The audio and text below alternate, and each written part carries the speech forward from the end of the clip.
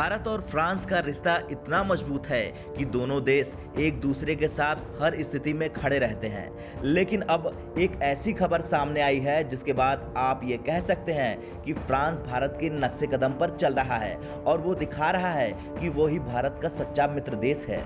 दरअसल अमेरिका और रशिया में काफी समय पहले से खींचतान चल रही है, लेकिन भारत की फॉरेन पॉलिसी हमेशा दोनों देशों के साथ काफी न्यूट्रल रही है और अब फ्रांस भी धीरे धीरे भारत की इस पॉलिसी पर चलने लगा है।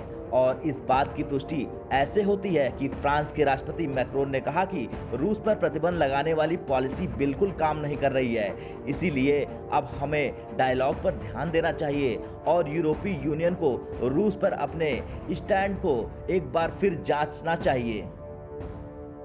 इसके आगे जब मैक्रोन ने ये बोला तो प्रेस कॉन्फ्रेंस में मौजूद संवाददाताओं ने उनसे एक काउंटर सवाल पूछ लिया कि रूस की नीतियों पर आप क्या कहेंगे। तो इस पर जवाब देते हुए उन्होंने कहा कि आप क्या चाहते हैं, हम क्या करें? क्या हम रूस के साथ सैन्य टकराव शुरू कर दें? क्या हम रूस के साथ नाता बिल्कुल तोड़ दें या फिर एक के बाद एक प्रतिबंध लगाते रहें? लेकिन वो भी कब तक? इसके आगे जो फ्रांसीसी राष्ट्रपति ने कहा वो और भी ज्यादा चौंका देने वाला था। उन्होंने कहा कि मैं रूस के राष्ट्रपति से लगातार बातचीत कर रहा हूं और हम कई स्थितियों को सही करने पर काम भी कर रहे हैं। वैसे देखा जाए तो फ्रांस का नाटो संगठन को पूरी तरह से इग्नोर करके रूस के साथ जाकर अपने संबंधों को बेहतर बनाना ये साफ दिखाता है कि वो भारत के नक्शे कदम पर चल रहा है और फ्रांस भारत की न्यूट्रल रहने वाली जो पॉलिसी है वो आज के दौर में बिल्कुल सफल और कारगर साबित कर रहा है। और फ्रांस का रूस के साथ जाना पाकिस्तान और चीन की पॉलिसी को गलत दर्शाता है, जिसमें एक पक्ष एक खेमे में जाकर अपने लिए सारे अवसरों को सीमित कर लेता है, जैसे कि पाकिस्तान ने इजराइल फिलिस्तीन मुद्दे पर किया।